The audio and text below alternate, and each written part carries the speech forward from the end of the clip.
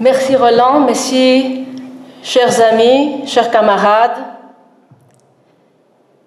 La politique de la faiblesse caractérise les mouvances de la droite nationale, qu'ils soient nationalistes, identitaires, patriotes, extrêmes ou modérés, simples mouvements ou partis politiques. On s'associe trop facilement au langage et à la perception que lui attribuent les adversaires que notre camp a longtemps failli vaincre dans la pensée de nos compatriotes européens. Pas parce que l'ennemi était supérieur, mais à cause des graves erreurs commises et par lesquelles on n'a presque rien appris. Et ce, surtout, je crois, à cause de la lâcheté qui gouverne la pensée et la vie des vaches sacrées de notre milieu. Une lâcheté qui cède la place aux droites libérales et liberticides et qui n'arrive ni à inspirer comme le font les gauchistes, ni à séduire comme les droitards.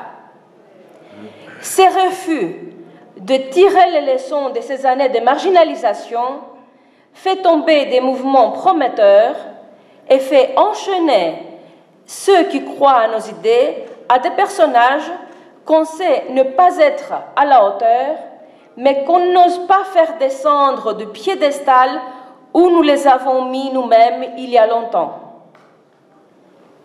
Cette manque de volonté tient nos idées qui sont majoritaires dans plusieurs sociétés européennes à l'écart de la vie publique et jettent de l'eau et des milliers d'euros au coffre d'organisations qui n'existent que pour exister.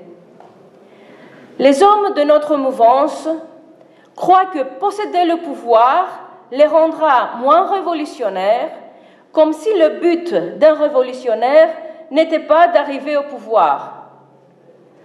Là, ma réponse est que c'est à nous de construire la citadelle intérieure qui nous permettra de garder en dehors les conditionnements adverses et de préserver notre trésor qui est notre âme.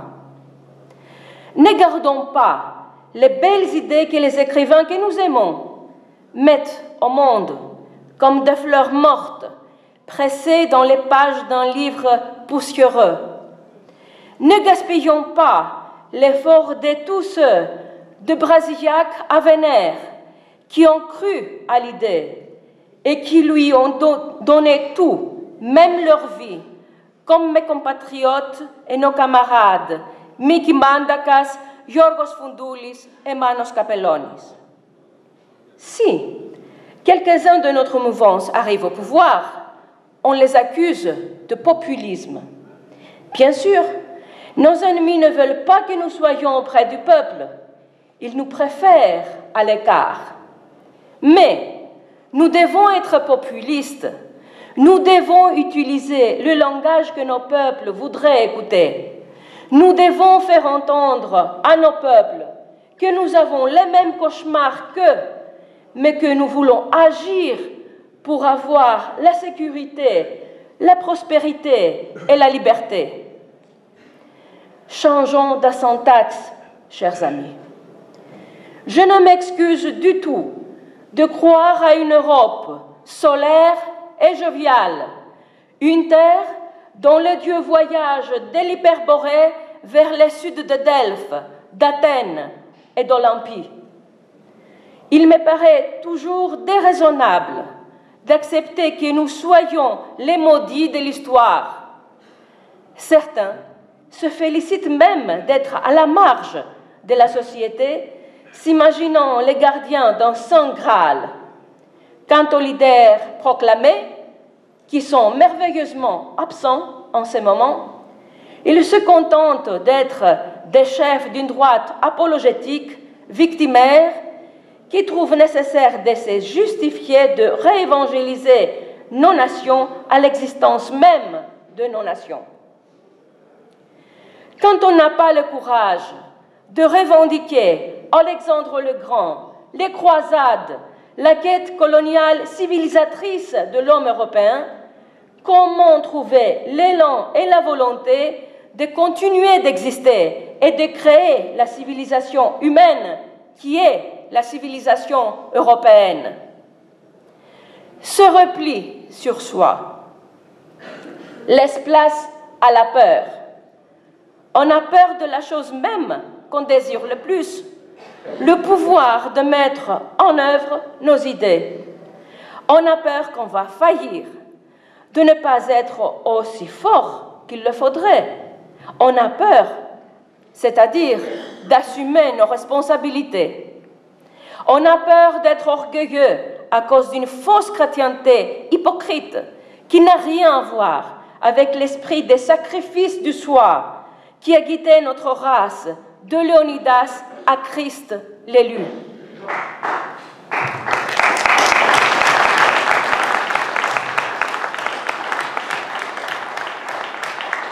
On a peur d'être à la hauteur et notre punition est d'être gouverné, jugé, maltraité par des personnes qui sont injustes, médiocres et malhonnêtes, mais qui, elles, n'ont pas peur d'imposer leurs principes, si mauvais qu'ils soient, à nos sociétés.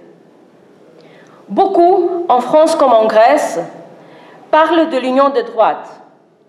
Ils me donnent l'idée qu'ils attendent qu'on fasse un Woodstock de droite et qu'on parte ensemble, main dans la main, vers le coucher du soleil. Cette journée de synthèse est le meilleur qu'on va avoir pour construire une proximité d'âme et surtout d'action. Unis ne veut pas dire identique. Soyons honnêtes avec nous-mêmes, car demain, peut-être, nous n'existerons plus sur cette terre. La vérité nous rendra libres. Nos peuples ne demandent qu'une cohérence et une stabilité pour nous suivre. Donnons une vision et un espoir à nos peuples. Nous ne sommes pas seuls, ils ne sont pas seuls. Chers camarades, chers amis, c'était un autre octobre, le 7 octobre 1571, quand nos bateaux, nos soldats, nous, Européens, avons arrêté l'expansion ottomane en mer grecque. Faisons-le de nouveau.